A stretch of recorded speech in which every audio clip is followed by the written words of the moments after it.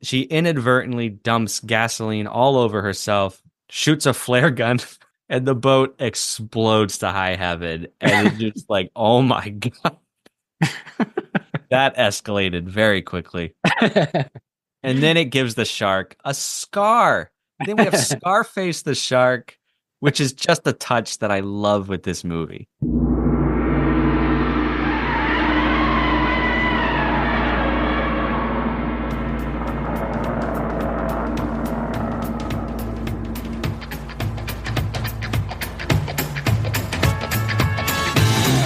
Hello and welcome to Camp Kaiju Monster Movie Podcast. We are your hosts, Vincent Hannum and Matt Levine.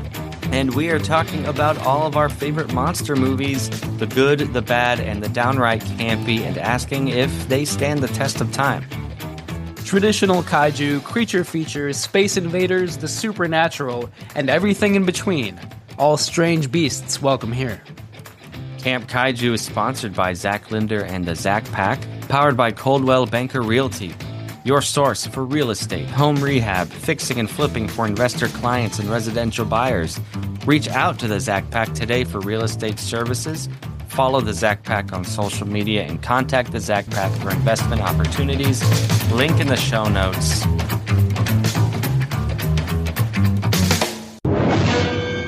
Jaws 2. The terror continues. In all the vast and unknown depths of the ocean, how could there have been only one?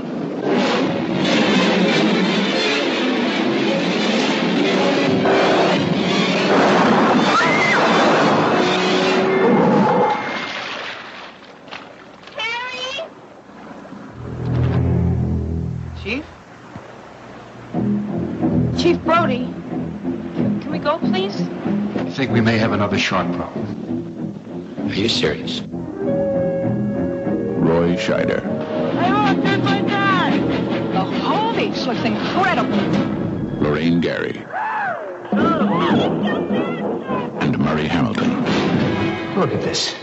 That's a shark.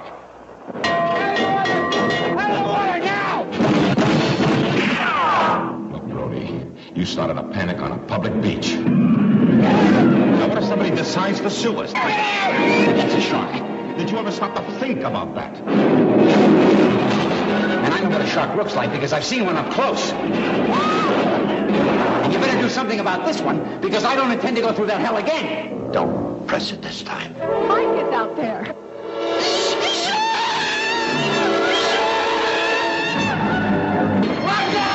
None of man's fantasies of evil can compare with the reality of Jaws. Here we are. Second episode, Matt. Season 5, Part 2. Yeah, good to be back. Yeah. How are you? I'm doing all right. Summer is nearing its end, but aside from that, I'm doing well. How are you doing? I'm good. Also, in soaking up the last bit of summer here. Not like September is not often summer weather, but you know, something changes when the calendar flips to September. Yeah, for sure. And I love fall, so I'm not necessarily complaining, but there's always something a little bit bittersweet about the end of summer. Maybe it's just like the nostalgia from being a kid, you know, but you got to hold on to those last days. It's like so many movies. I'm thinking about Stand By Me. It's just all about, or The Sandlot. It's about youth in summer, and then it fades away like your own youth, and then you become a bitter old person in the winter, only to be reborn again in the youthful spring. I'm glad you had that ending there because I was about to get very depressed, but then you turn it around. I like that. It's true. It's the cycle that we all go through. And not to remind you of this, but you, as you've mentioned on the podcast before, you're a teacher. So you're like wonderful summer off of just like watching 4 monster movies a day. That's what I assume you do during your summer. It's about to come to an end, so I'm sure that's bittersweet.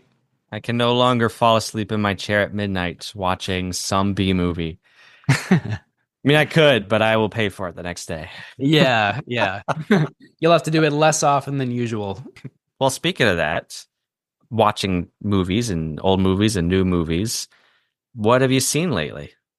I've seen a lot of good stuff, although I don't know how many of them are monster movies per se, but I guess the first thing that comes to mind, I have to shout out Weapons. I loved it. So good. From the director of Barbarian, which I would say is a monster movie. I don't know if Weapons is exactly a monster movie, but it's a great horror movie. Very scary, very unpredictable and stylish. Really loved it. So if you haven't seen Weapons yet, check it out. That's awesome. I haven't, but everyone's talking about it. I was impressed with Barbarian. So, yeah, I'll check out Weapons. I saw that The Monkey is finally streaming on Hulu. I have not seen it yet, but I am very excited to finally watch that movie. I'm holding off on Sinners until October, but there's just like, I'm excited to watch some recent new horror films and finally check those off the list because the hype is good. Yeah. I feel like we're in kind of a golden age of horror. There's a lot of good stuff out there. Sinners is great. I really liked Together a lot, which is, I would say that's actually a monster movie, sort of unexpectedly. But it's also kind of a comedy, a very dark comedy, and a relationship drama at the same time. So I like Together quite a bit as well. Okay. Yeah. Final Destination Bloodlines, another horror movie that I want to see. Haven't gotten to yet. That's a whole I- series that I would, the appeal to me is there. I just have not like summoned up not the courage, but the willpower to watch any of those movies. Yeah. I have a soft spot for them. I do like that series.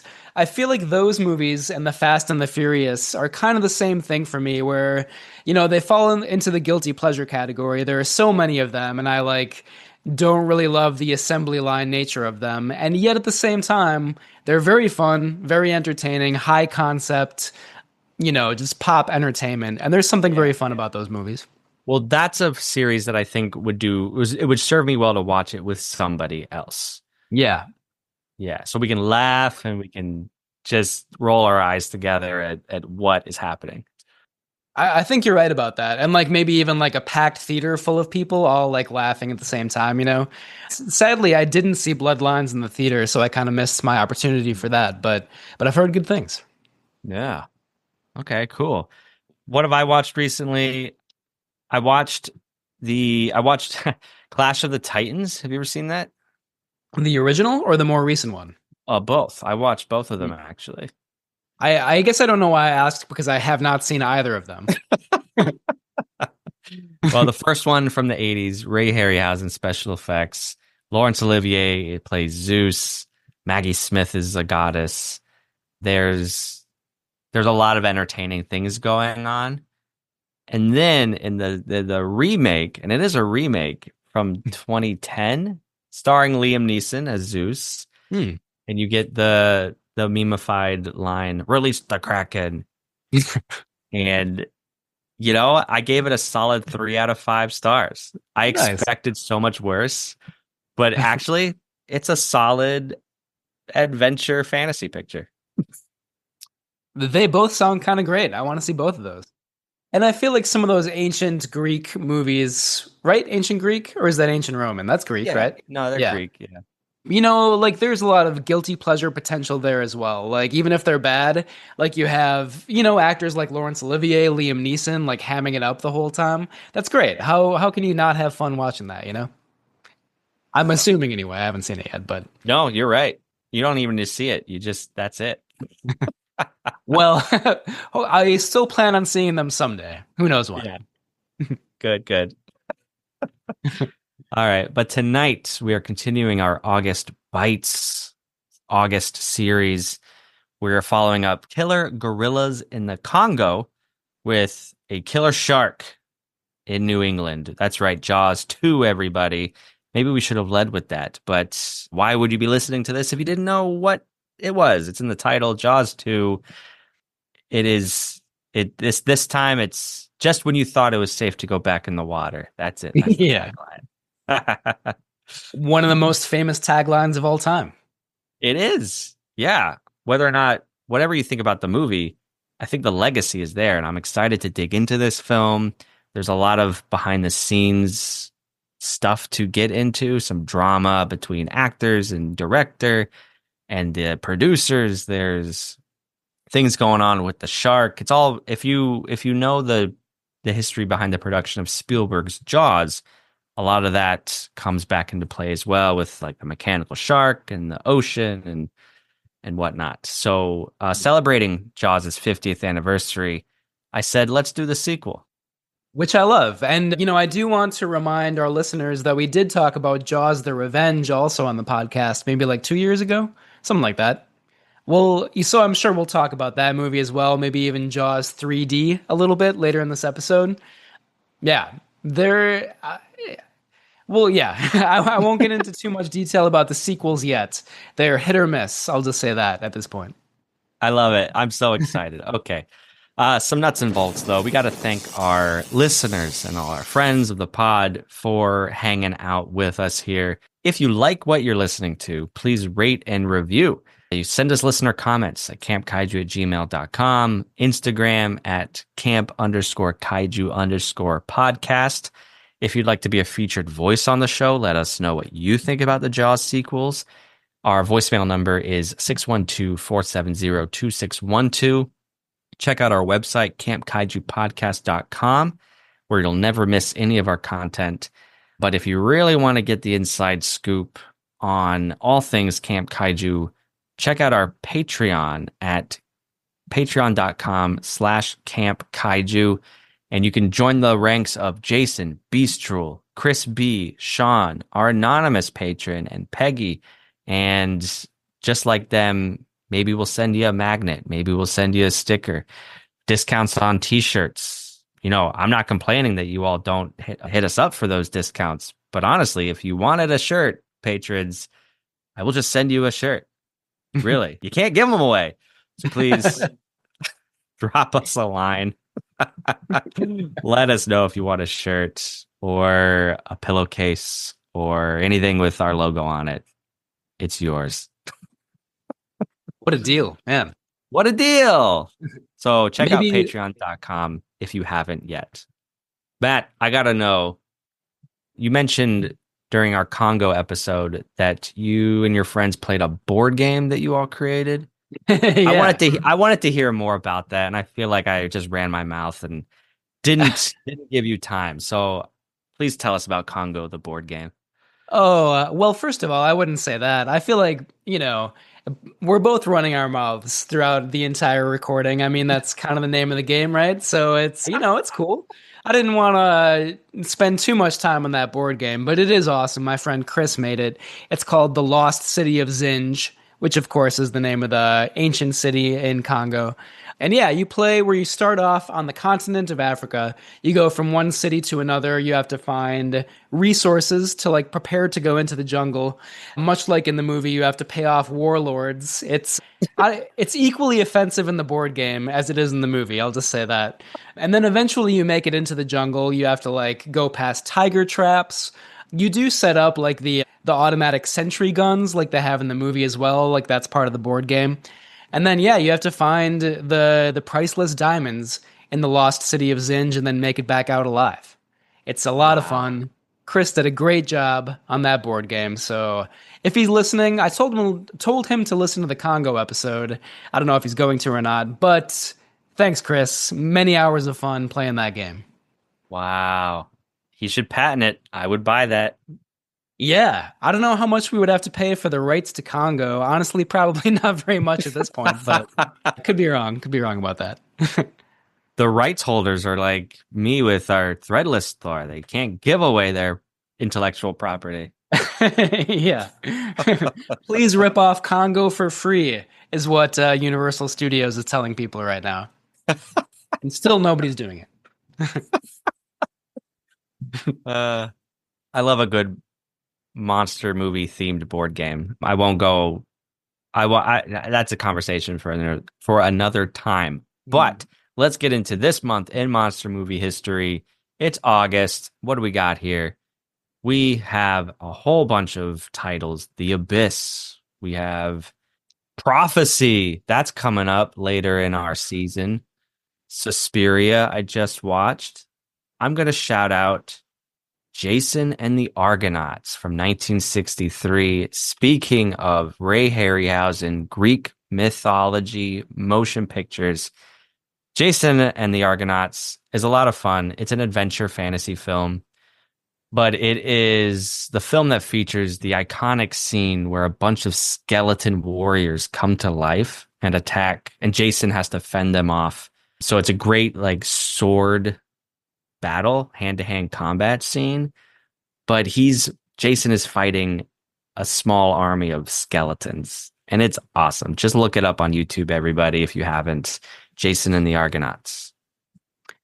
I've always wanted to see that, and I feel like I really need to learn more about Ray Harryhausen. That's one of the blind spots in my cinematic education, and we've started to compensate for that here on the podcast. We talked about The Beast from 20,000 Fathoms, but hopefully there will be more Harryhausen in the future because I need to see a lot more. Well, you're bringing one such film to the show later this year. Oh yeah, 20 million miles to Earth, right? Yeah. Honestly, I forgot that was Ray Harryhausen. So it's like I planned this, but I didn't actually plan it. It's all just coming together. Well, you're in for a nice surprise. Can't wait, man. And Jason and the Argonauts sounds awesome. I can't wait to watch it. Yeah, it's fun. All right. What do you want to shout out here? I think I'm going to shout out the first movie on this list, which is The Ghost and the Darkness from 1996. For whatever reason, I think I've had an obsession maybe with 90s monster movies. We talked about Congo on the last episode. We also recently talked about The Relic, The Island of Dr. Moreau, some other movies from that time. And The Ghost in the Darkness came out when I was 12 years old. And I feel like it's one of those movies where once you get a little bit older, like nowadays, you're like, oh yeah, that movie. I vaguely remember that. And as Val Kilmer, Michael Douglas, it's about killer lions. I feel like it actually would have been a good choice for August Bites. So we might have to keep that in mind for next year. Yeah. I've never seen it, no, but when I was a kid, I learned about, they're called the man-eating lions of Tsavo. But basically in Africa around the early 1900s, the British were building a railway. And of course they hired a bunch of locals to build that railway. But the lions in the area actually got a taste for human flesh, and dozens of people were eaten and stolen out of their beds at night. And I learned about this when I was a kid, and I still have nightmares about it. Honestly, the man-eating lions of Tsavo. Yeah. And that's what this movie is based on. It's set in Africa in the early 20th century, and it's exactly that story, basically. Oh my gosh. Yeah, I did see it when I was a kid. I remember it kind of traumatizing me when I was 12 or 13 years old whenever I saw it. I have no idea if it holds up or not, but I really want to rewatch it sometime soon. Yeah, I'd be interested in seeing that. Nice. Well, speaking about new releases, we talked about weapons, but there's a movie that came out in July, actually, that I never got around to shouting out, but it's called Dangerous Animals, and it's a survival horror film. But there are sharks in this movie. It was produced through Shudder, which just makes me want to get a Shudder subscription. But Dangerous Animals, from what I understand, is about a serial killer who takes people out on his boat, but he feeds them to the sharks. And I'm like, wow, that sounds campy and horrific, and I want to see it. Yeah, totally. I love that premise. And that kind of came out of nowhere. I didn't really hear about that till recently, and it fits in perfectly with tonight's episode. Yeah, Dangerous Animals. Shark genre, the shark genre in and of itself is surprisingly something I haven't watched a lot of. I know Open Water is supposed to be pretty good, actually. Mm-hmm. Yeah. But honestly, it looked too scary for me when it came out. Yeah. But something like Deep Blue Sea is exactly in my wheelhouse. Have you seen that movie? Yeah, I love Deep Blue Sea. That's great. It has one of the best character deaths of all time, and that's all I'm going to say. Ooh, it's been years since I've seen it. Because it used to be on TBS a lot, I think. Yeah. Yeah, which is probably 20 years ago. Right. Yeah. It might make the rounds again sometime, but that's a good cable movie for sure. Love Deep Blue Sea. I also really want to see The Shallows. I think Blake Lively is in that movie. Never seen that. That's another shark themed movie, I think. The Meg, I would like to see. I've heard mixed things about that. Oh yeah, see that one for yourself. Unfortunately, it is what it is, to each their own. It just wasn't my cup of tea, surprisingly. So, sometimes I surprise myself where, a movie like The Meg should be something that I love, and people are a little surprised to hear that I didn't love it. I mean, just like seeing the trailers and everything, I don't assume it's actually very good, but I feel obligated to see it at some point. Yeah, it's all spectacle, which, hey, if that's what you want, no harm, no foul. Yeah. A lot of CGI though, right? Which, as we've talked about many times, is not my cup of tea. Right. Your cup of chum. Indeed. Nice. I did not expect that. Well done. That was good. I sort of hope we never talk about the Sharknado movies on Camp Kaiju, but we'll see. We'll see what happens. Maybe somebody brings them to the pod someday, and then I'm gonna have to eat my words. But yeah, let's hold off on that for a while, preferably. No Sharknado. I'm not saying I'm bringing Sharknado anytime soon, but it has been in my back pocket for a while. Yeah, it's a good in case of emergency break glass sort of title. Like that's sitting there if we ever need a backup plan. I've never seen it. Me either. Surprising. So I shouldn't assume. Yeah, I know. I hate it when all people, right, but yeah. Forget about Jaws 2. Let's cancel this recording. Watch Sharknado, and that's what we're gonna do. Oh God, I brought this upon myself. It's fair. No, I love Jaws and its sequels too much to do that. All right, Yeah. But what are we talking about next time on Camp Kaiju? Give us a little sneak peek. Next time we're talking about Space Amoeba. Honestly, I don't really know too much about this movie. It was directed by Ishiro Honda, I believe, but it's not part of the Godzilla canon, or is it? It is not a Godzilla film. It's a Toho film, so you could say it inhabits the same universe. Okay. But I love the title. I love I'm kind of just reading the plot right now. I love the general plot synopsis. You have an alien amoeba, space probes, gigantic monsters of native life forms in the Pacific Ocean. I'm so excited for this movie. It sounds great. It sounds great. I'm not going to say anything about it. Let you make your own opinion, but it is a Ishiro Honda, and yeah, does it stand the test of time? We'll see. After Space Amoeba, which is a great title, we have King Kong Lives, and friend of the pod and musician of the pod, Ben Cook Feltz. He does our music for Menia's Mailbox, that little interlude there. Ben joined us previously for Mothra and Mothra versus Godzilla years ago. So we're very excited to have him back on the show. He says King Kong Lives is like the movie that got him into kaiju films. Whoa. Super passionate fan there, despite all of its flaws, because I've never seen it, but I've heard mixed things about King Kong Lives.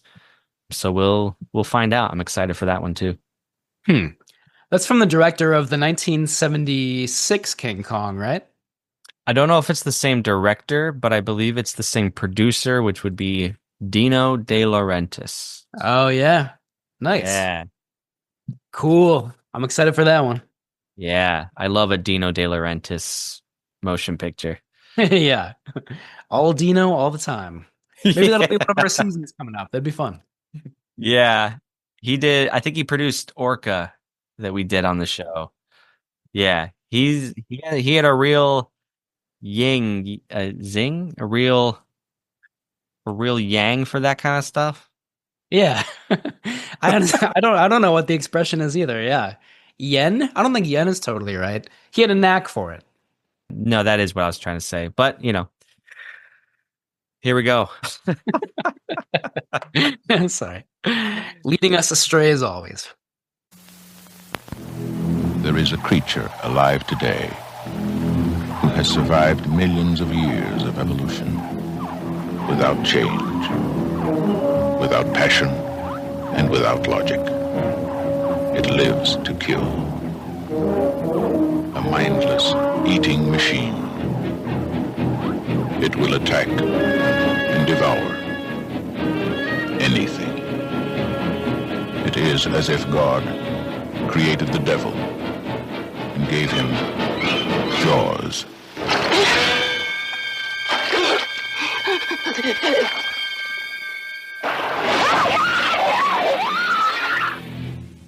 From the best-selling novel, Jaws.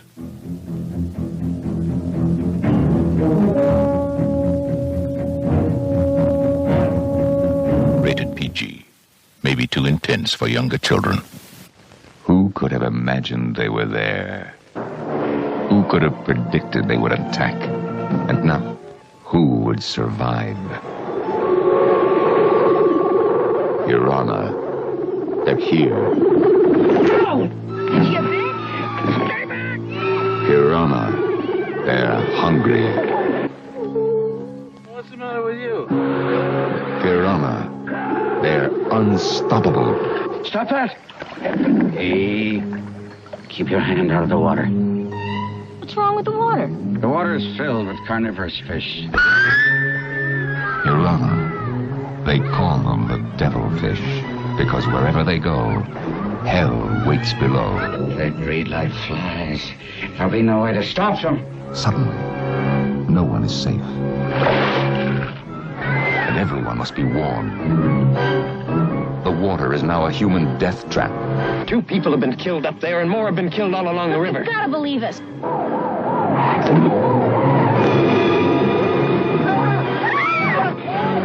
These are the man-eaters who go beyond the bite of all other jaws. Sharks come alone. Piranha come in thousands. Crazed by the scent of blood, they live by the taste of flesh. With razor teeth, they can strip a man to the bone in a frozen instant of terror.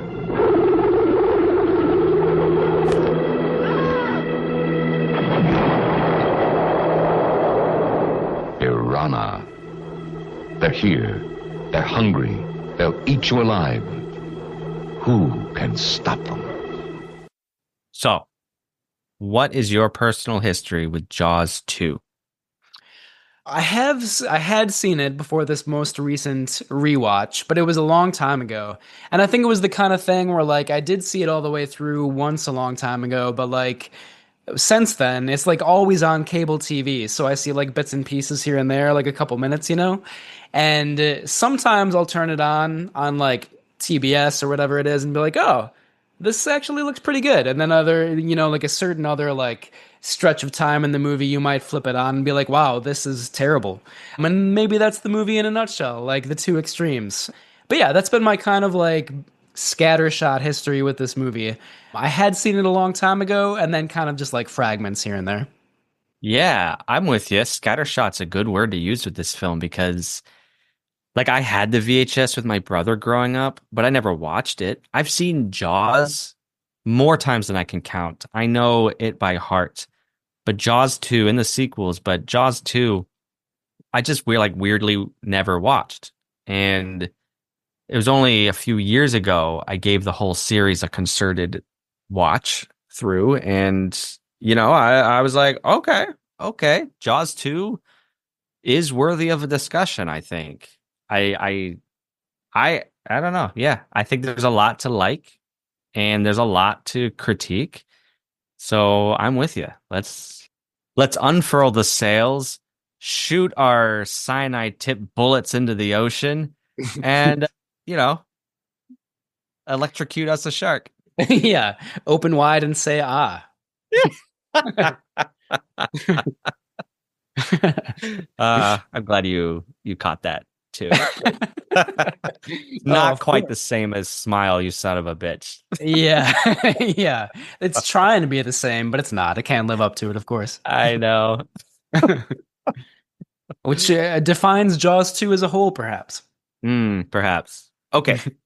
Let's get into the select crew and cast of this film. Now, the director, forgive me, I've heard his name pronounced, but I know I'm going to mispronounce it so hard. Gino Schwark. Gino Schwark. He is a French director of Polish Jewish ancestry. He and his family actually were in Paris when the Nazis invaded, and they fled. And that was in 1940 when he was a kid. He moved around a bit, but he ended up back in France in the late 40s. And he did not go to school for film. He kind of had an informal training. He left an advertising job in the 60s to work on Charade, the film, the Stanley Donen film in 1962, I think. So he just kind of kicked around the industry for the better part of a decade. He made in 1975 a movie called Bug, which, Matt, I think you have mentioned on this podcast. I might have mentioned it, but I've never seen it before. I do like the more recent Bug by William Friedkin, but I've never seen the 1975 one. Okay, maybe that's what you were talking about. But yeah, that just had my feelers up. So I was like, oh, yeah, making connections. Okay, cool. But Jaws 2 really was his breakout, and he was direct. I'll get to that bit later, but Jaws 2 was his breakout. Other well-known credits include 1980's Somewhere in Time, which looks really good to me. I'd like to see that. Time travel drama. Supergirl in 1984.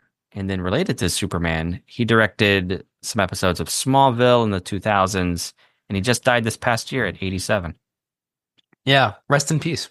Yeah, long career, despite, just kind of, well, I wouldn't say he fell into filmmaking. Like, he worked really hard. He had a long time interest in the photography and the cinematography. Honestly, I started typing up Gino Schwark notes, and I told myself, wait, this is not an episode about the director. It's an episode about Jaws 2. So I that was my truncated version. Nice. I do the same thing. I fall into that trap too, where I'm like, I want to talk about everything, but we can't really do that. But yeah, Gino Schwark, I believe. I apologize if I'm not pronouncing that well, but I think he kind of started in TV. Like, I know he also directed some episodes of The Rockford Files and some other TV shows in the 1970s. And then, like you said, kind of came back to TV with Smallville. And I think like Law and Order, maybe even like some other shows. So a big TV director as well. Yeah.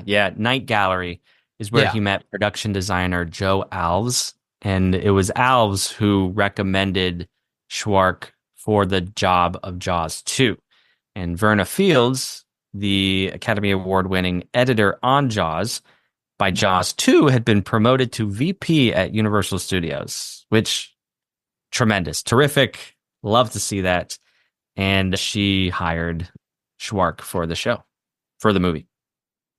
Yeah. I read that Alves and Verna Fields were going to co-direct this movie, but they weren't allowed to do that by the Directors Guild of America for a variety of kind of arbitrary reasons. So they got Schwark instead, which I think is kind of interesting. That's right. Yeah. Well, speaking of Joe Alves, I think we just kind of said what there's to say with him related to this film, but he was the production designer on Jaws 2. He had that same job with Spielberg's Jaws. And then he would actually go on to direct Jaws 3D. This episode is not about Jaws 3, but I think that movie is also worthy of discussion for good, bad, and campy elements.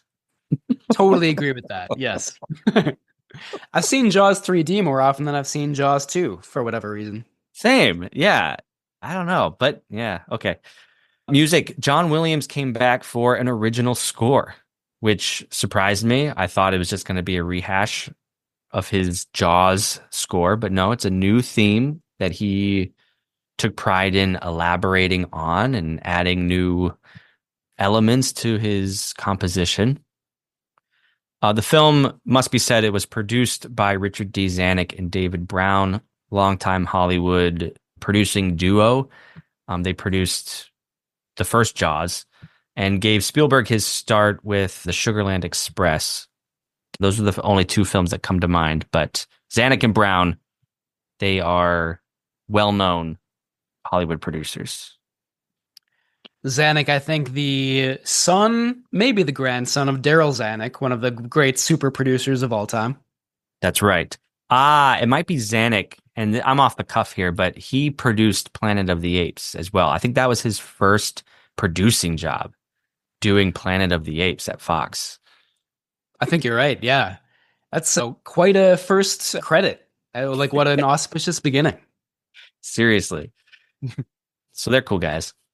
And I don't say that about a lot of producers. I don't know them, like, their histories in detail, but I feel like producers are often behind the scenes. Like, they're not as famous oftentimes as the other creatives on the team. But with Zanuck and Brown, I've known their names my whole life because I've loved Jaws my whole life. Yeah. And, I think you could say that Spielberg, largely deserves credit for like inventing the modern day blockbuster by directing Jaws. But, some of that credit goes to Zanuck and Brown as well for producing it. Yeah. Screenplay is by Carl Gottlieb, who also penned the first Jaws script, and he's returning, not without some drama, but we'll get into that. Howard Sackler is co-writer of Jaws 2.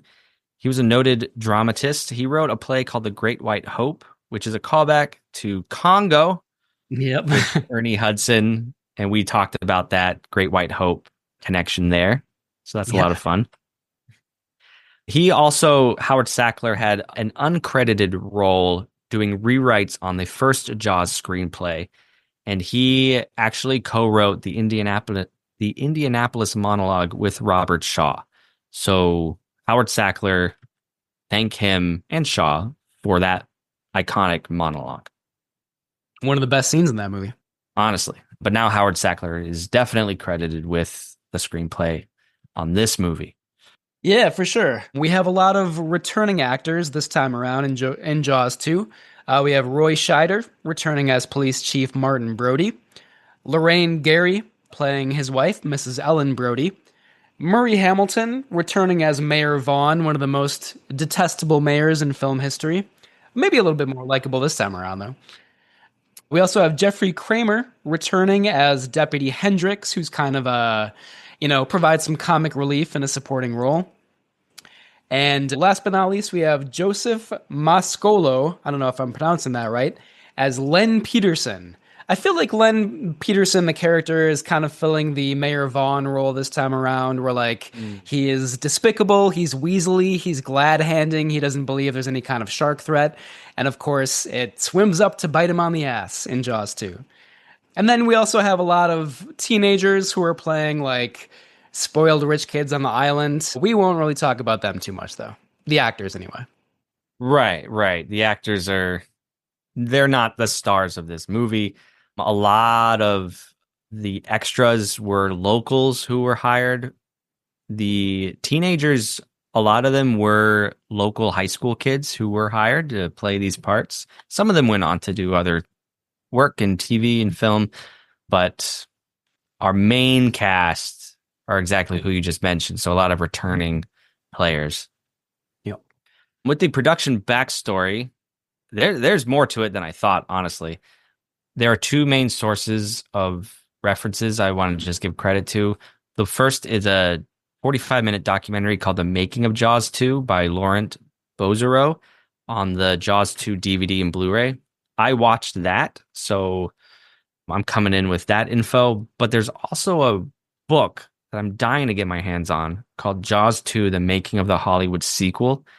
And I'm crediting that, even though most of my research, to be honest, is coming from Wikipedia. But I know Wikipedia is sourcing all of its stuff from both this documentary and this book, The Making of Jaws 2. So just letting you know. Nice. All right. We have Zanuck and Brown. They decided to do a sequel to Jaws may have been the highest grossing movie of all time. Yeah, at that point in 75, I think it might have been. Yeah. So I think it makes all the sense in the world from a producing standpoint to make a follow-up film.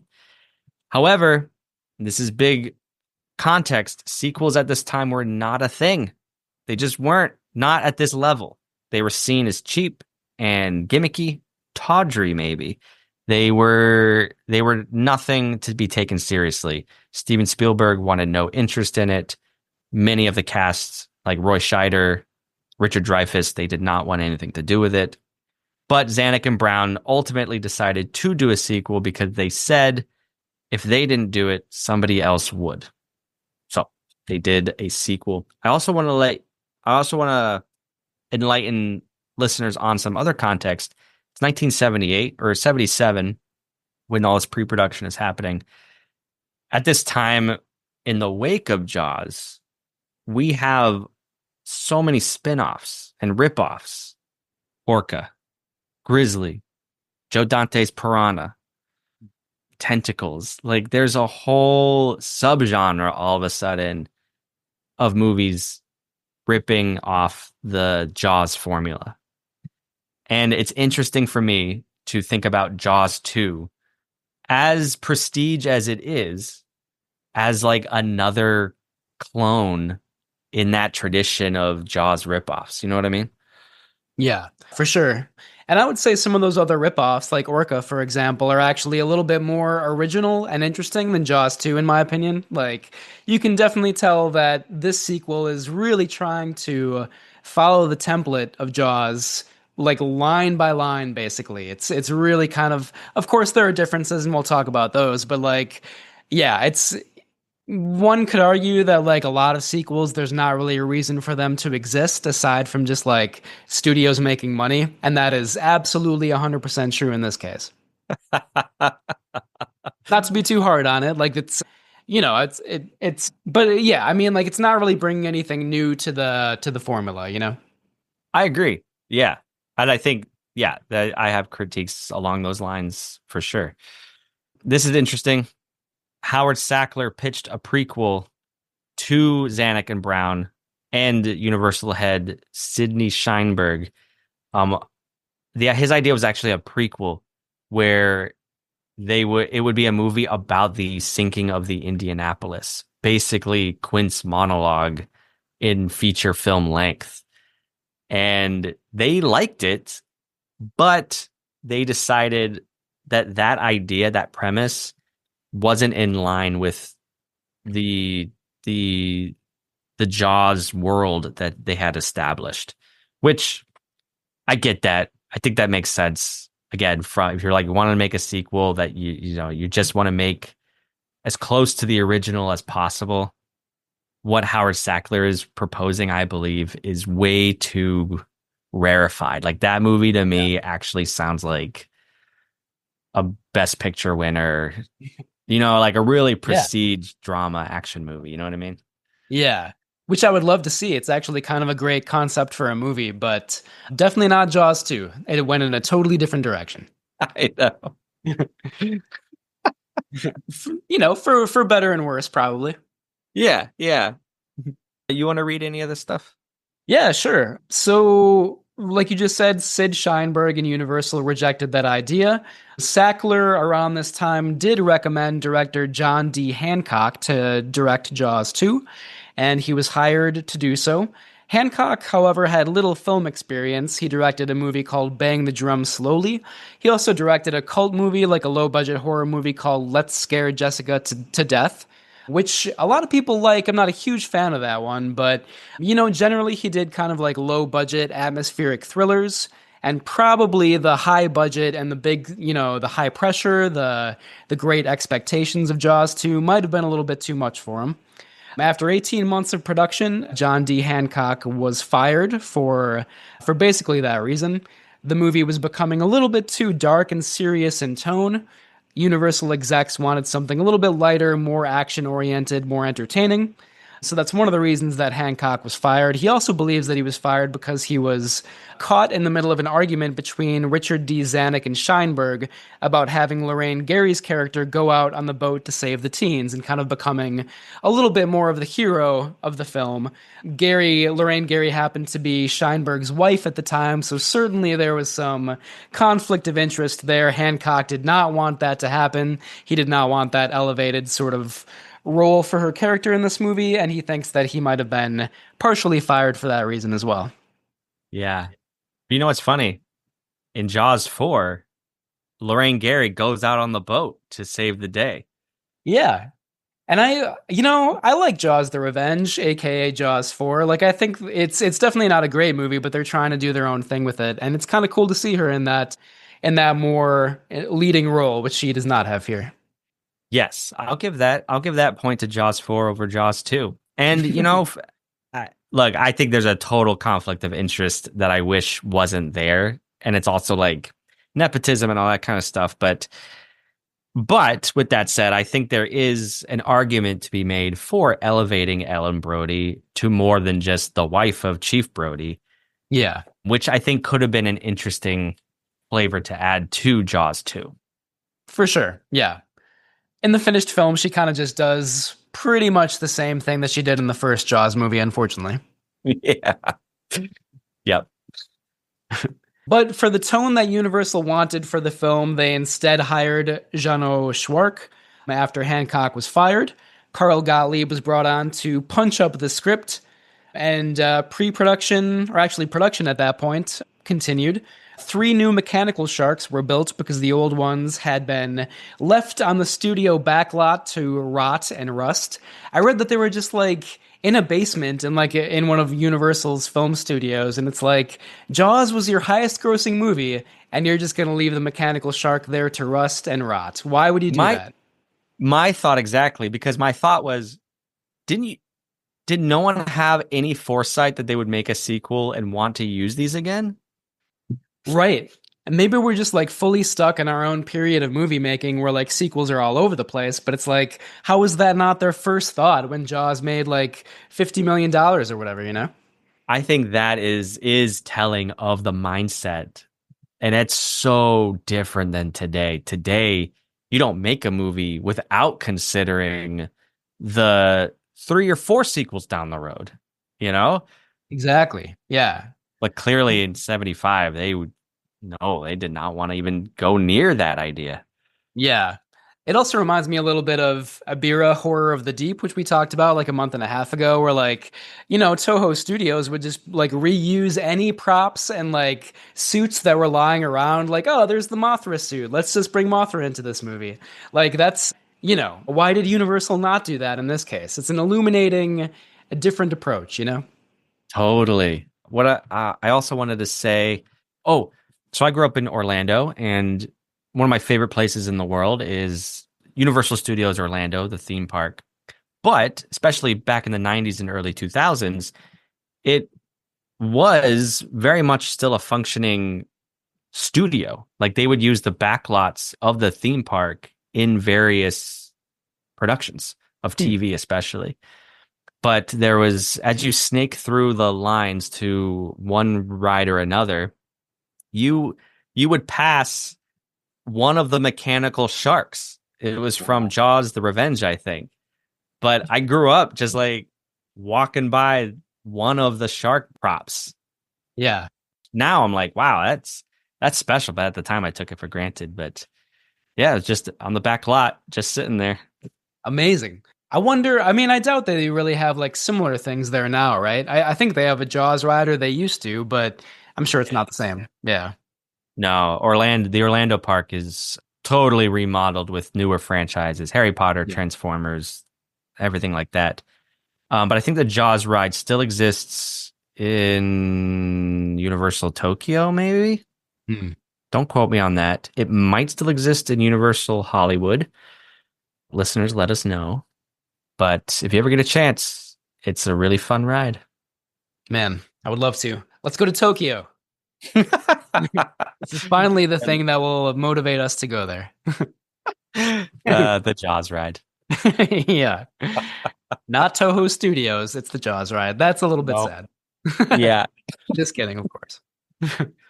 Well, going back to our notes here, I do want to say that live shark footage in Jaws 2 was once again provided by shark documentarians Ron and Valerie Taylor, who did the same work for Spielberg in the first Jaws.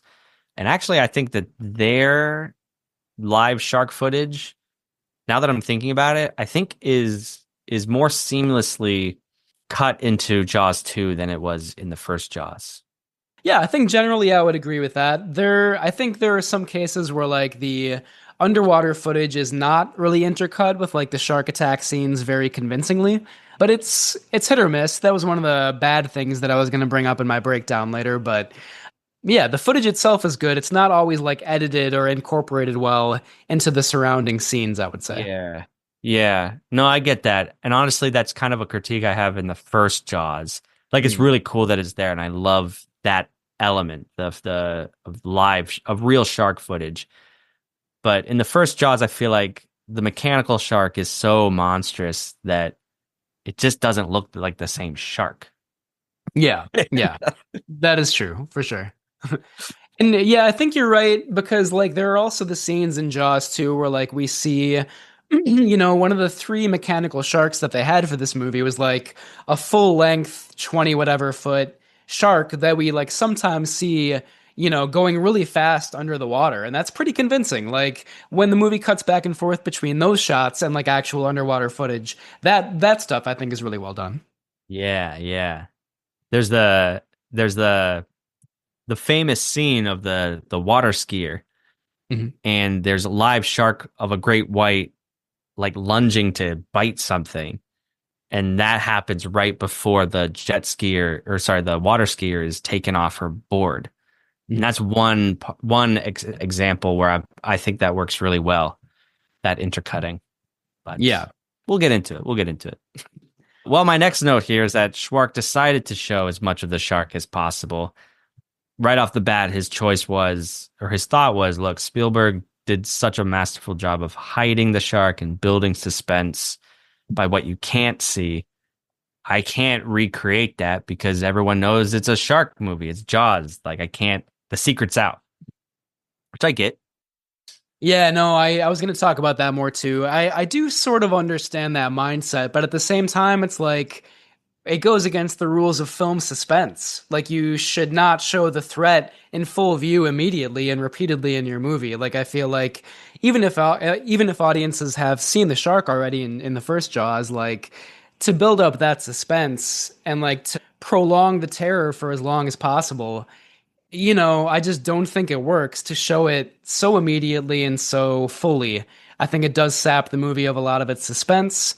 And, it reminds me of Hitchcock, he like wrote the rules of cinematic suspense basically, and it just like goes against everything he would teach you about how to make a movie, in particular a thriller, where like the joy of it for the audience and also like the thrill and the terror of it is like knowing something is going to strike, but not knowing when, not knowing what exactly it is. So like hypothetically, I understand where Schwark is coming from, but I just don't think it works. And I think he's incorrect in this case. I'm not going to say it doesn't work. I think he makes a strong choice. Yeah. And he makes it work for what it is. But to your point, I don't think it would have not worked to have hid the shark and build the suspense. Because if I'm going into Spielberg's Jaws, I've probably already read the book. I've seen the poster. Like, I know it's a shark. Like, it's not like even in Spielberg's film, it's a great surprise what the creature is. Like, I know what it's gonna be. So yeah. I think Schwark also could have made that movie and still knocked it out of the park. Yeah. Yeah. Yeah, and I think you're right. I understand where you're coming from, because like some of the really intense shark attacks earlier in the movie where we do see it just like lunge in full view out of the water, they're pretty effective. So I'll give you that for sure. They are effective. Yeah, but you're right. I'm not buying it's not going to work because Spielberg already did it. Like, no, it could still work. Yeah. Pretty much everybody has seen a suspense movie before. Like, we basically know what's going to happen, but it's still so fun to like wait for it, Yep. Do you want to talk about Roy Scheider's experience on this movie? Roy Scheider is back for Jaws 2, but he's not especially happy about it. He, of course, is so great in the first Jaws, but had no interest in doing the sequel at all. However, he had recently quit The Deer Hunter for creative differences. That was a somewhat chaotic shoot, and I think he didn't really get along with the director of that movie, Michael Cimino, very much. So he dropped out of The Deer Hunter, but he was still under a 3-picture contract with Universal. So, Universal would allow him to break that contract if he appeared in Jaws 2, which he really, really did not want to do. As a result, he and Schwark butted heads a lot during the shooting of Jaws 2. Scheider would complain about Schwark ignoring principal actors and obsessing over technical details. Scheider thought that Schwark was just approaching the material all wrong and had strong thoughts about how he should do it instead. Zanuck and Brown had to call them into a meeting to settle their differences.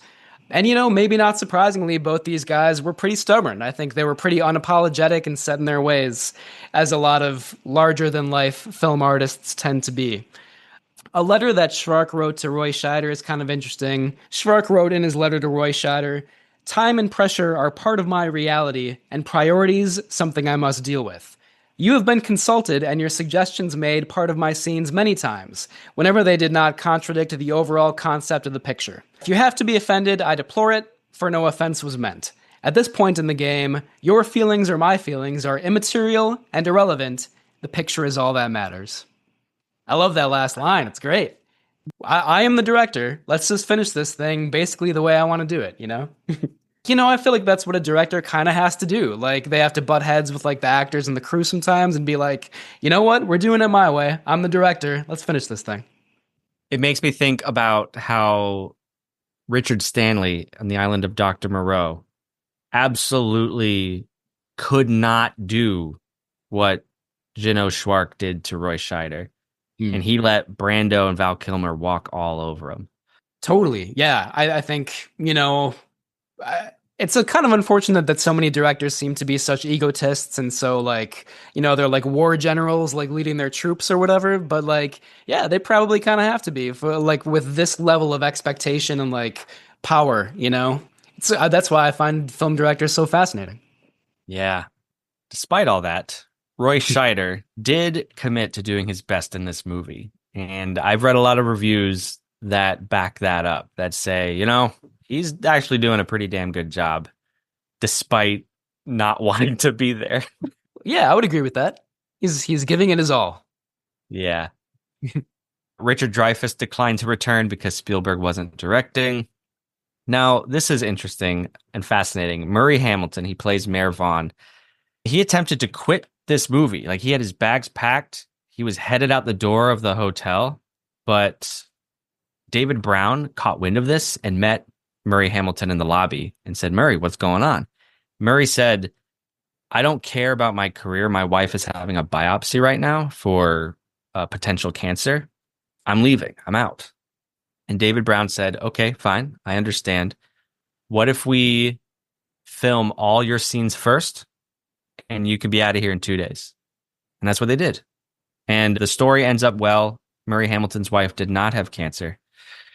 But that's just Murray Hamilton's story. And I have to say, watching this movie, before I knew that tidbit, I really want to know if you agree with, if you saw what I saw. But I'm watching Mayor Vaughn in this movie.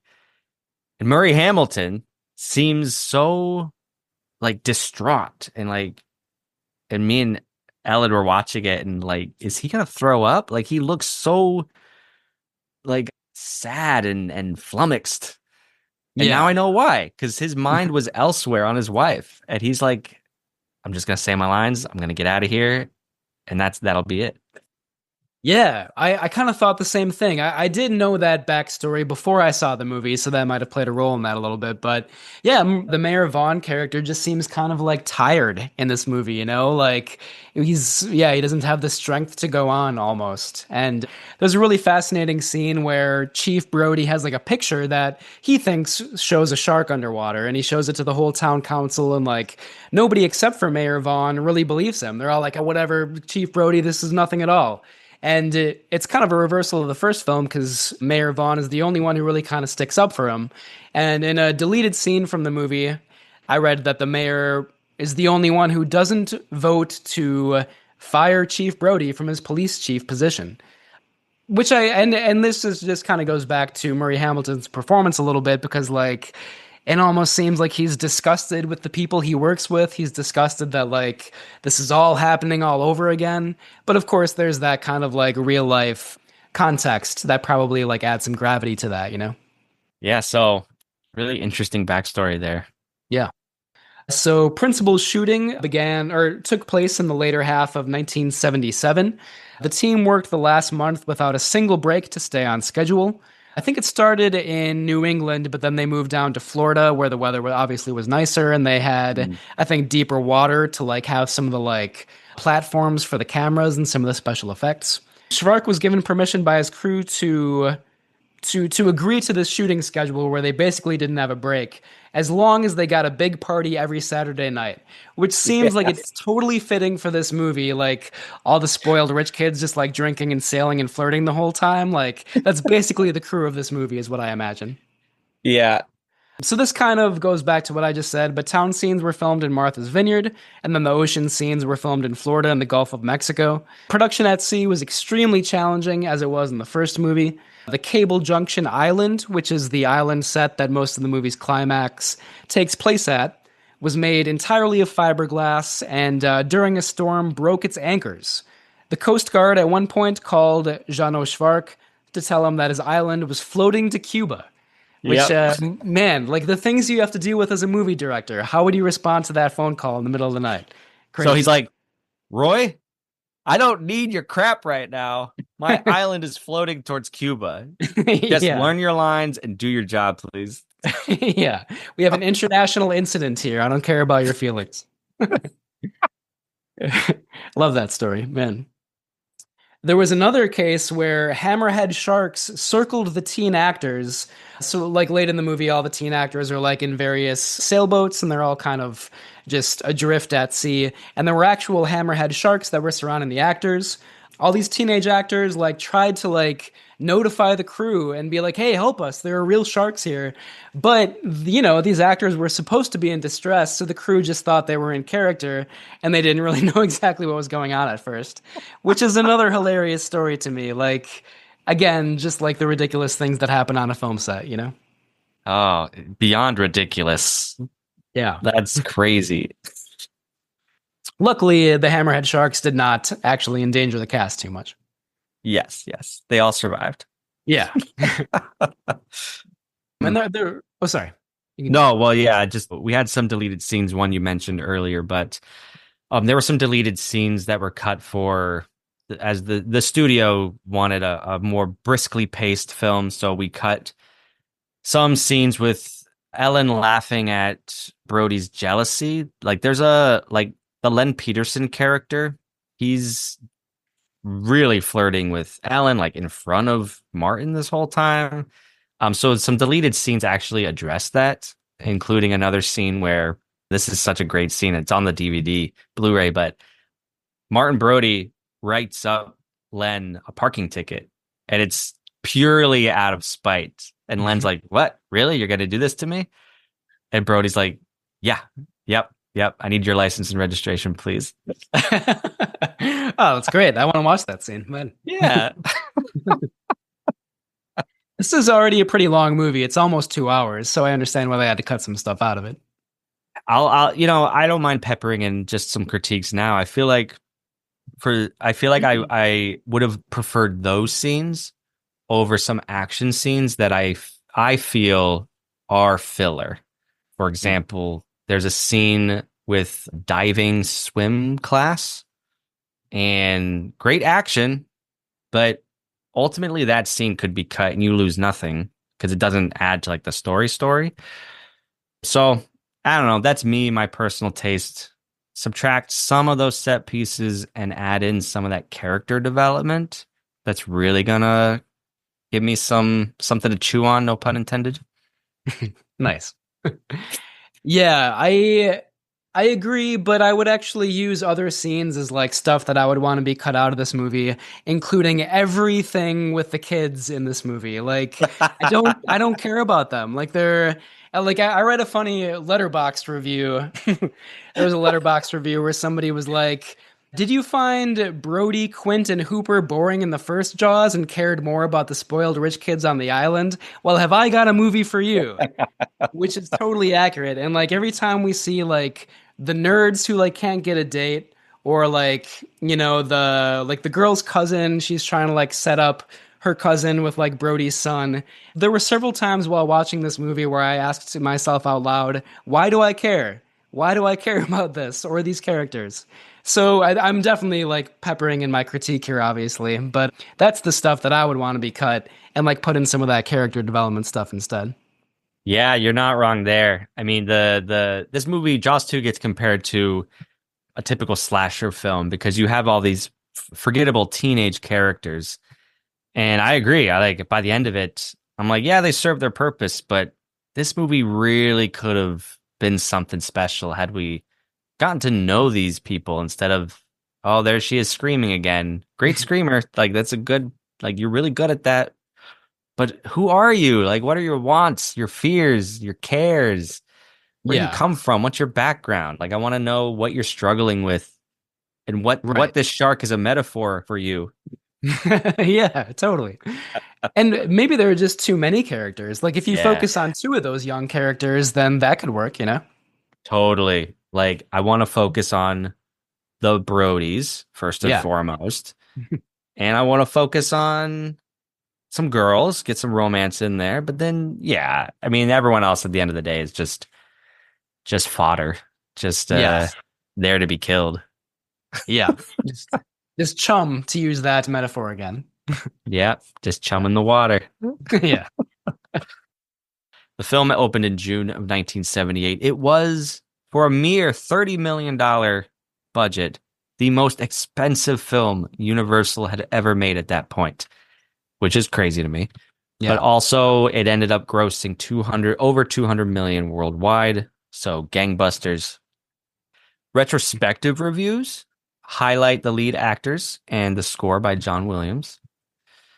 It's also these days regarded as the best of the Jaws sequels, but that is a very low bar. One could make the argument that it's not the worst of the Jaws sequels, but we'll return to that idea. Oh, sorry, not the best of the Jaws sequels is what I meant. I'm sorry about that. Yeah, totally. I think those among those three sequels, it's like, what kind of flavor of ice cream do you want? Like, it's all it's all going to be delicious, but for different reasons, I guess. Yeah, delicious, but maybe not very satisfying in the end. There are parts of Jaws 3 that I love. Dennis Quaid is in it, apparently on coke the whole time. Yeah. Lou Gossett Jr. is in that as well. I love him in that movie. He's very good in that. Sorry I feel like I'm kind of diverting us again, but then in the fourth one we have Michael Caine, like, and he didn't care about that movie at all, but he's still a pleasure to watch in that, you know? And the ridiculous plot of Jaws: The Revenge. I love it. It's so absurd. It's great. I know. Like, they're not unwatchable movies. Right.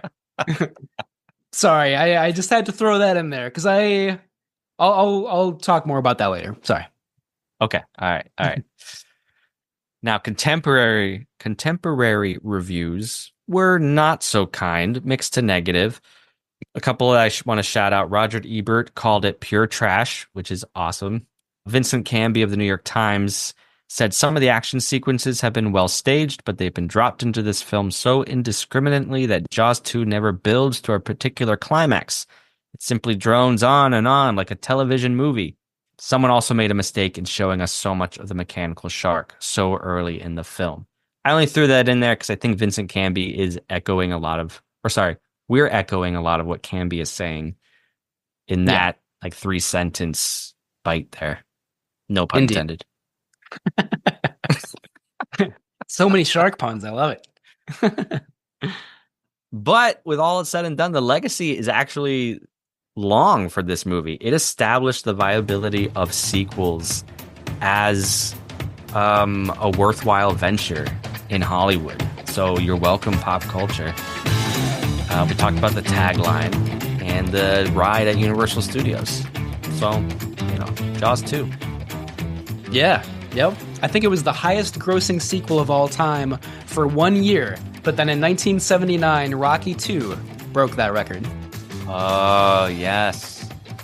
All right. On that note, Camp Kaiju is sponsored by Zach Linder and the Zach Pack, powered by Coldwell Banker Realty, your source for real estate, home rehab, fixing and flipping for investor clients and residential buyers.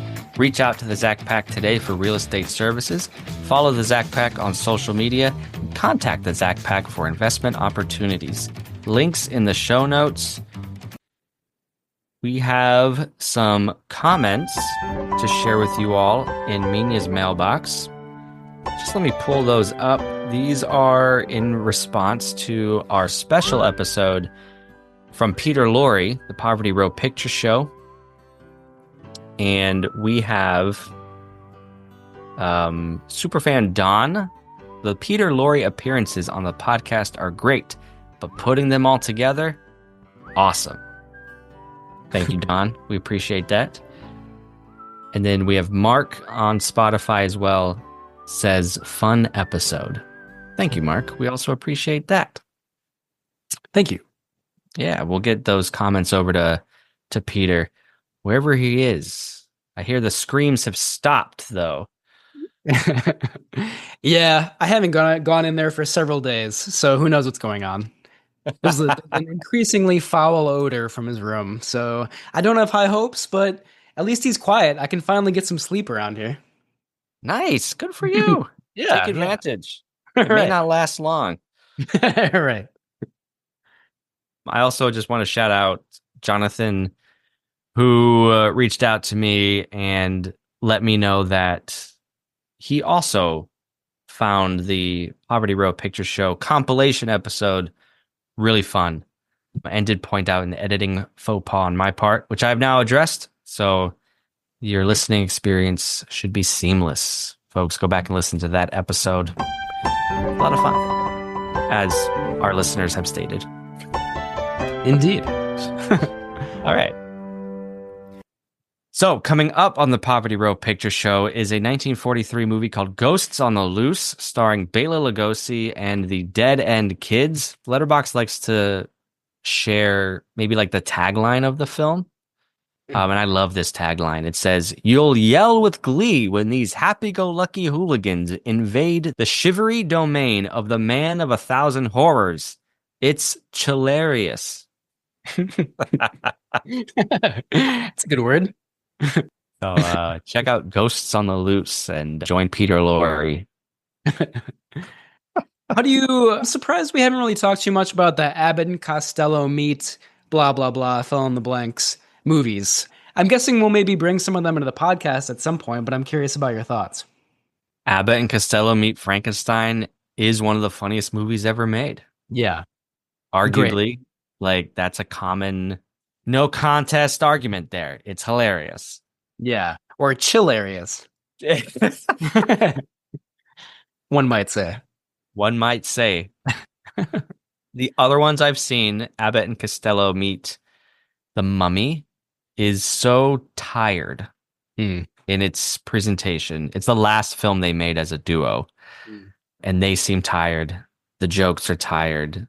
The mummies are tired. Abbott and Costello Meet Dr. Jekyll and Mr. Hyde is fun. Boris Karloff plays Dr. Jekyll in that. And then there's Abbott and Costello Meet the Invisible Man, which is also fun.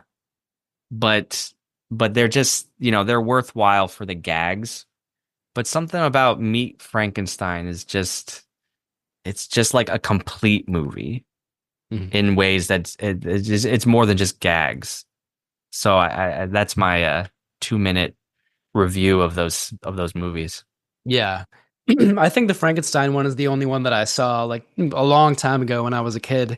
And maybe there's one where they meet the Wolfman also, right? That's in that one. Okay. Yeah. So that plot is they run across Larry Talbot, played by Lon Chaney Jr. And of course he's like, I got to find a cure for my lycanthropy. And they're like, okay, buddy, every man turns into a wolf at the full moon. And he's like, no, you don't understand. I'm really a wolf. I vaguely remember that, I think, from a long time ago. Yeah, so then they go find Dr. Frankenstein, and Dracula shows up, and yeah, it's hilarity ensues. Chilarity ensues. Yeah. Chilarity. Well, I'm sorry to lead us on that tangent, but I hope we bring one of those movies to the podcast at some point. Absolutely. Yeah, they're great.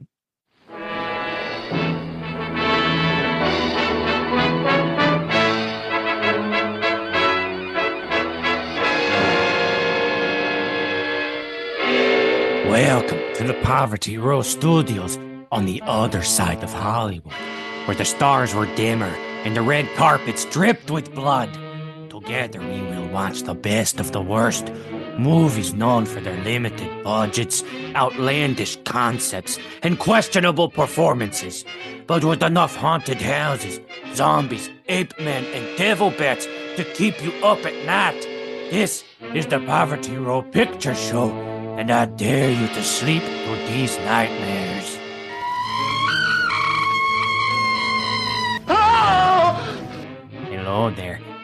Peter Lorre, coming to you from inside the belly of my beloved yet admittedly bloodthirsty lilac plant.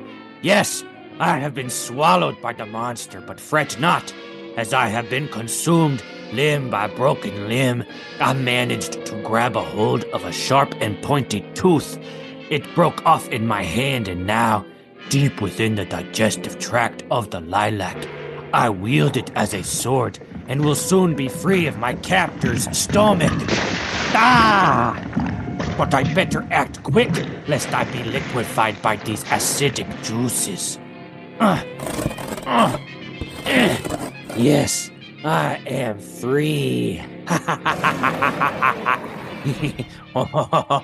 Yes, take that, you infernal beast, back to the hell from whence you came.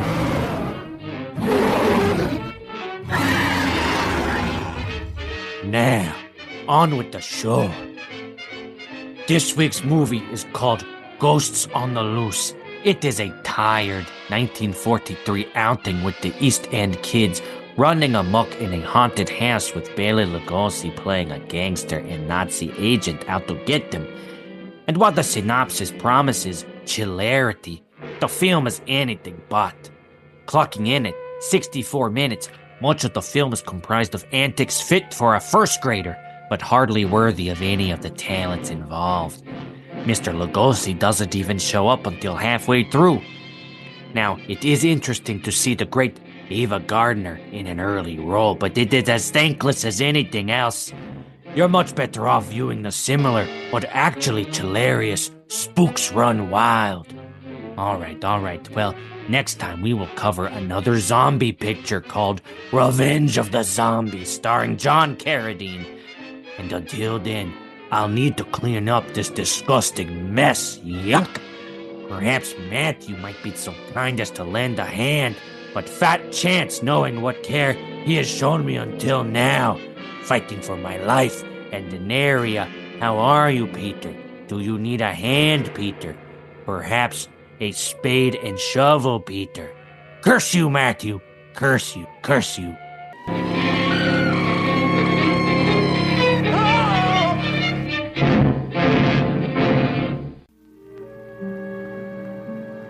A creature alive today has survived millions of years of evolution.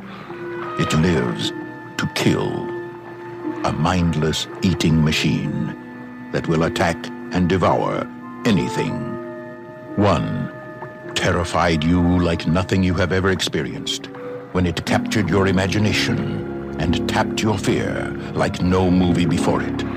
Then, just when you thought it was safe to go back in the water, two continued the legend and spread the fear.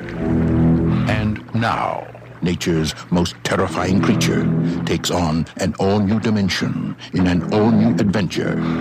And for the first time, the terror of Jaws will not stop at the edge of the thrill.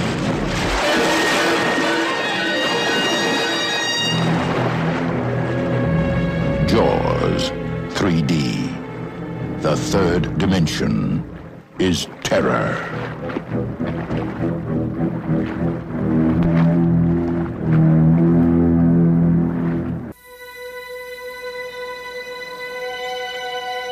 Instinctively, man has always been drawn to the sea. Its beauty, its mystery, its secrets.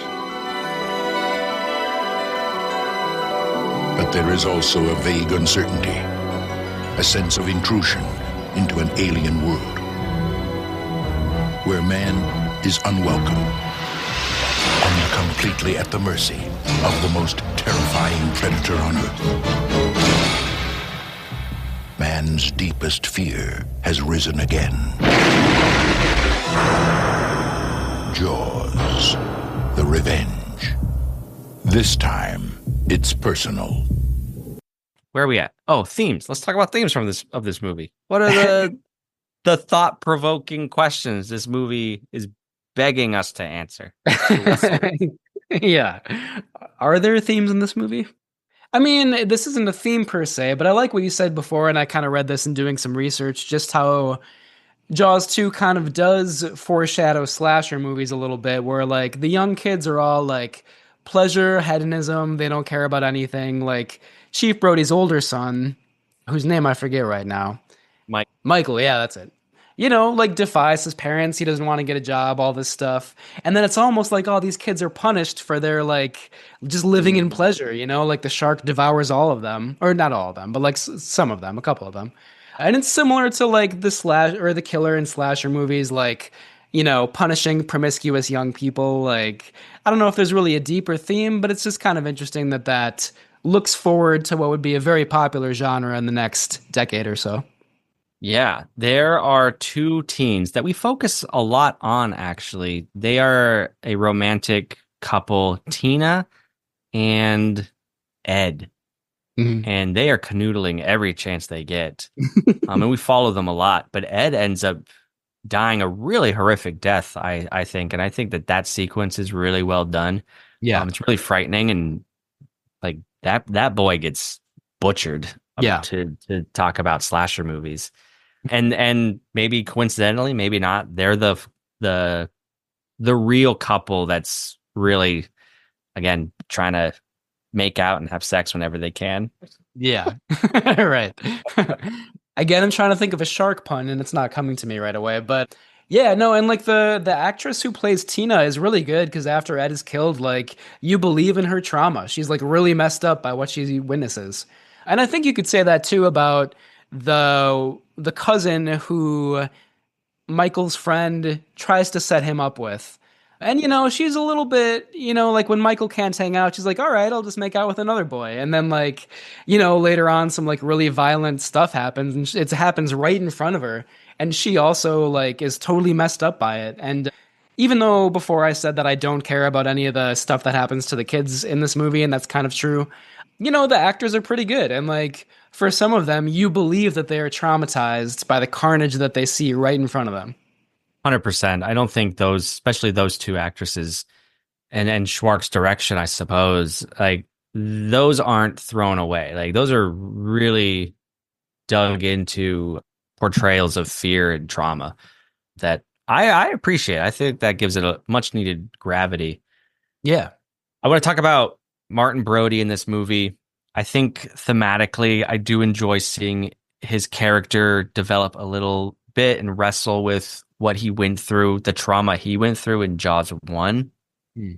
Like there is a scene where he believes he sees a shark in the water on a crowded beach, and he does fire his gun into a crowd of people, and nobody's hurt or killed, but this act ultimately gets him fired.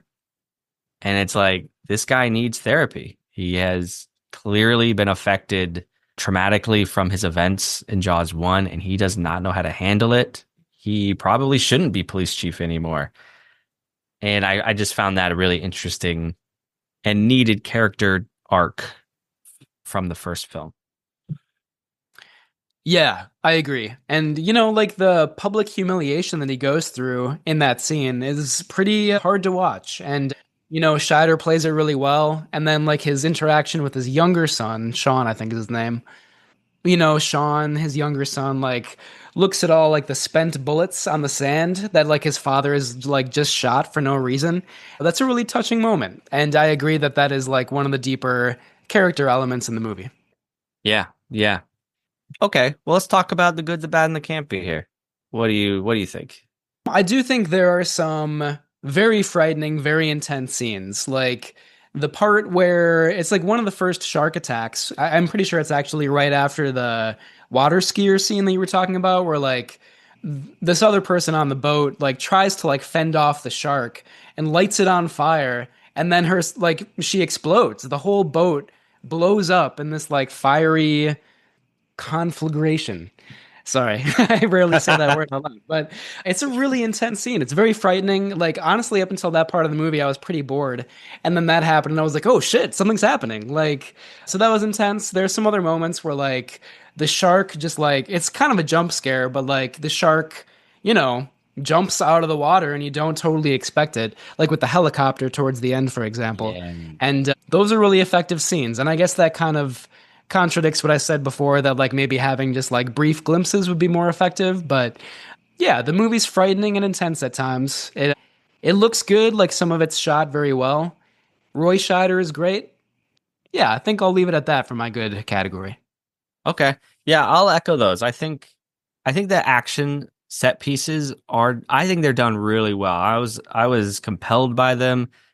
I think the framing is done really well with a lot of these. And I think the shark is used well. That's what I said earlier. Like, yeah, you see a lot of the shark, but that's a strong choice that's done really well, I think. With the skier, the way that's shot, you see the fin behind her come up, and then the fin is racing parallel to her board. And it's like, yeah, I know the shark's there. I'm in suspense. And you're following the board under the water. There's a lot of POV shots of the shark, which I liked.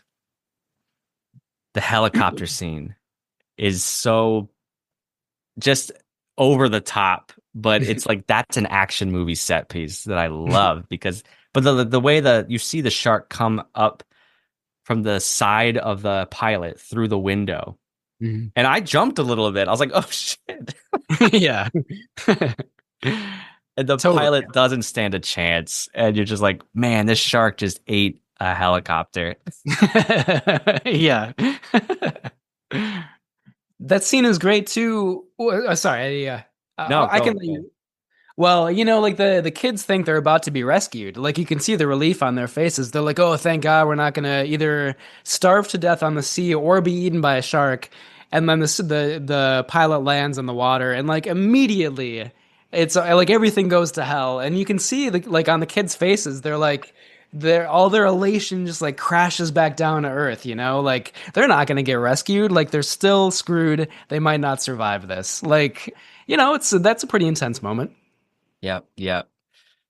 I do like the ending. The shark is electrocuted in a fiery conflagration. Very Green Mile, just just singed. I think it's awesome. But that's some campy stuff, so I'll save that too for campy. Quick shout out. There's a painting of all things that Schwark mentions in the making of documentary called The Raft of the Medusa. And it is a painting about a bunch of people hanging for dear life on a raft in the ocean. And he used this as an inspiration for shooting the kids. They all bring their own rafts together to float. So I just loved a little art history being thrown in there. Yeah. Cool. For what it's worth. I'm looking at that painting right now. I don't see a lot of formal similarities between that and Jaws 2, but it's cool that he brought that idea into it. Yeah. There's a really cool painting from about like the 1700s of a shark attack in Havana Harbor. So if you Google shark attack in Havana Harbor painting, is a really cool painting of a shark attack. You do that. I'm going to talk about the bad of Jaws 2. I'm like, the mayor doesn't believe him again? And this is why I wanted that deleted scene where we see Mayor Vaughn vote to keep Brody on staff. Because without that scene, I'm like, the mayor sucks even more in this movie. Why don't you believe him?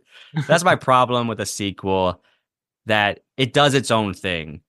But it's also like, why are people hating on Brody? He deserves none of this. Yeah. It was hard for me to get over that because that didn't make any sense as a continuation of Jaws 1. I could feel this love triangle between Brody, Ellen, and Len Peterson, but the movie didn't go there because they deleted the scenes. Mm-hmm. And I was left kind of just like, this is an interesting nugget that the film's giving me, but ultimately abandons, and I wish it had. I wish it had delved into some conflict between Brody and Ellen, because ultimately she ends up supporting him again. But there's so much that Brody does in this movie that threatens her livelihood because she's now like a real estate developer and she's embarrassed. I mean, there's reason for tension that I think could have heightened the dramatic chops of this movie. But ultimately, they don't do that with Ellen, and all that potential is just kind of discarded. Well, first of all, let me say that I found this painting, Watson and the Shark, from 1778 by John Singleton Copley, and it's terrifying. It's a really beautiful painting. But yeah, it's like a bunch of people on this small boat, and this terrifying shark is about to just chomp into one of them, who's like submerged in the water. So thank you for pointing out this painting. It's incredible. I love it. Yeah. But yeah, bad stuff about Jaws 2. I agree with everything you said, and in particular, like, way too much time is wasted on the kids. I know I already talked about that a little bit, but it's like, you could focus on Brody and his wife and Len and that love triangle. You could focus on the Brody's kids a little bit more. Maybe if it's just like, you know, Michael and like one other teenager, that might have worked. You could focus on the shark, because honestly, for like the first hour and 15 minutes of the movie, we don't get a lot of it. It's like the last 45 minutes are very action heavy, but up until that, I think the movie's honestly kind of boring and tedious, because like we spend so much time with these kids sailing and flirting and trying to get laid, and like it's like, yeah, you know, we've seen this in any teen movie. I get it. I understand it. Like, so I really hate all that stuff.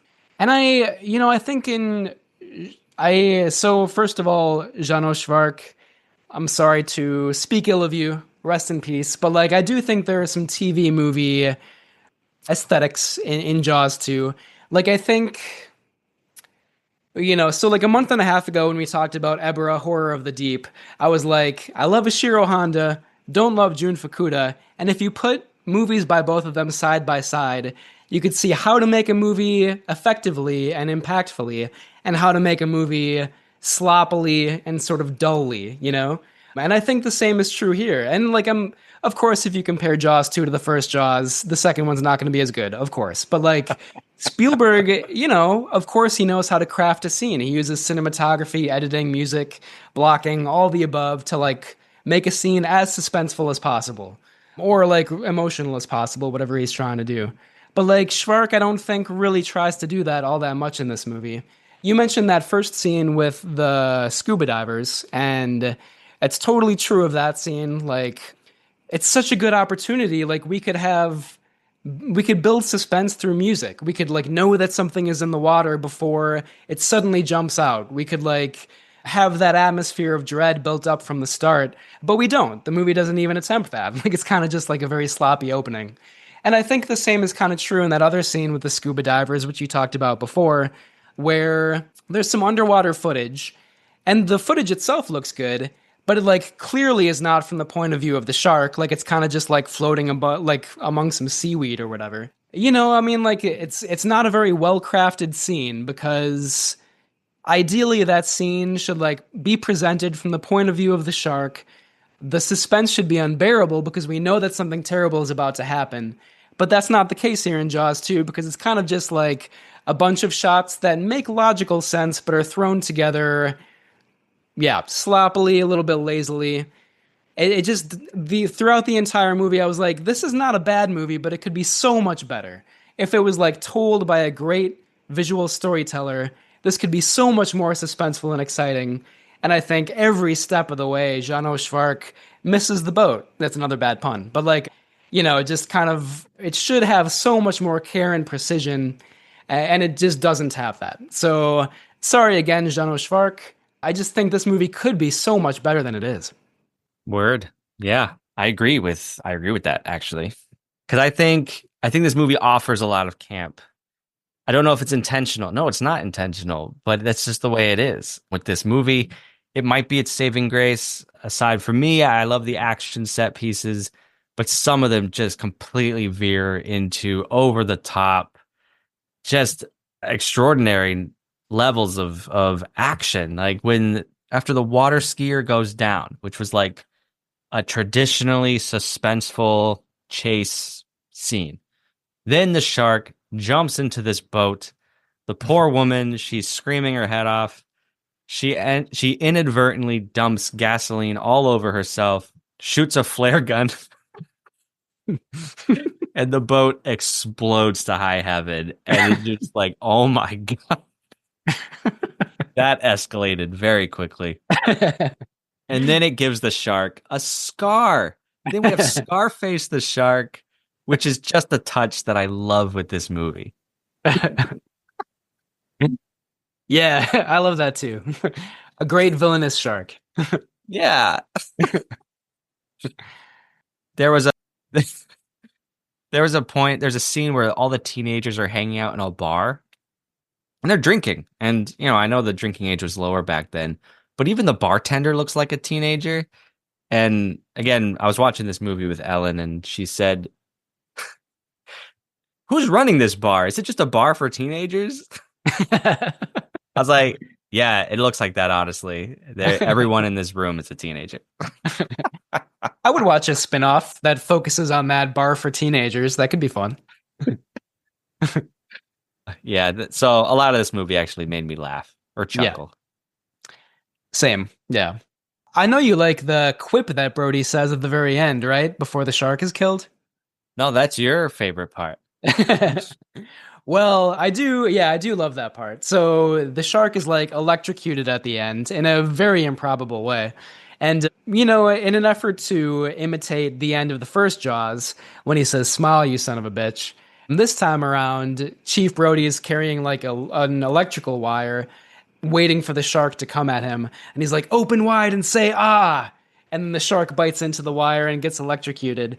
And it's like, if that huge great white shark is like barreling at you and you're holding an electrical wire, you're not going to have the time to make some stupid quip, And that's in so many movies, of course, but it's like really ridiculous in this movie, especially because it's such a blatant ripoff of the first one.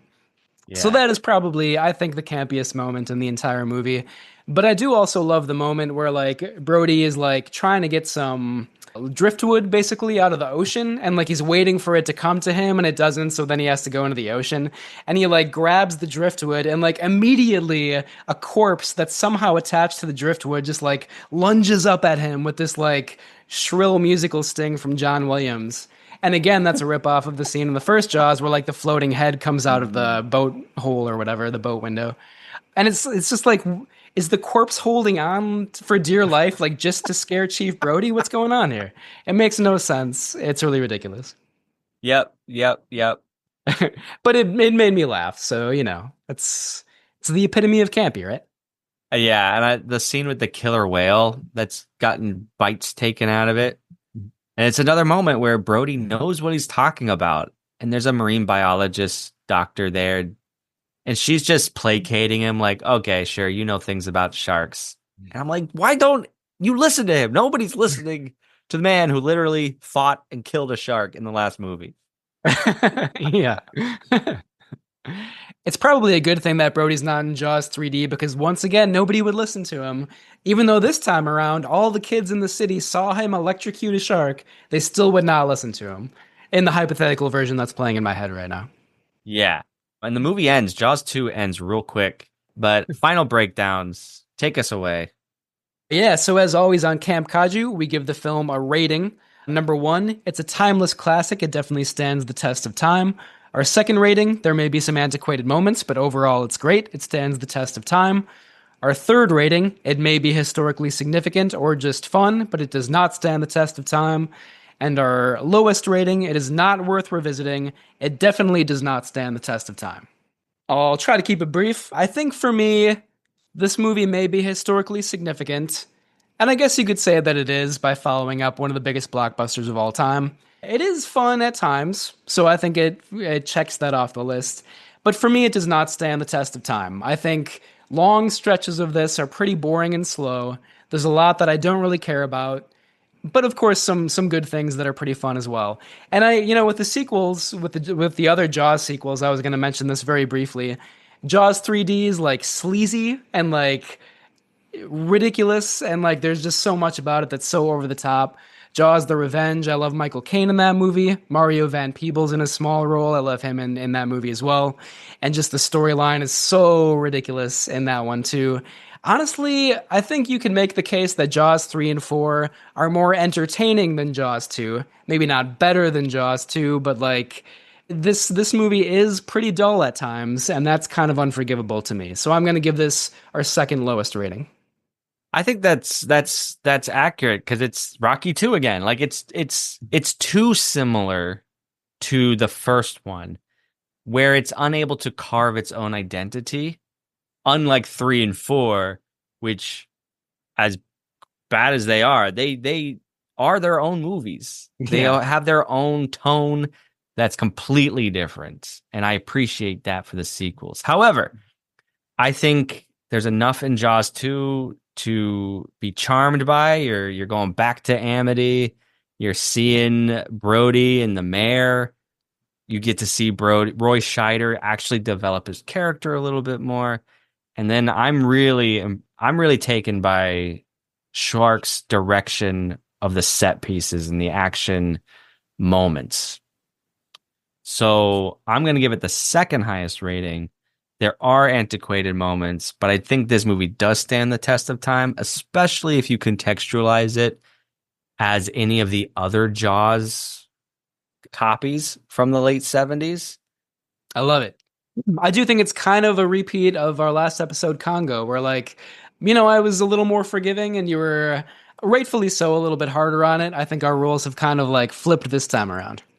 Let's see what Space Amoeba does. It could bring us together or drive us further apart. Yeah, we'll see.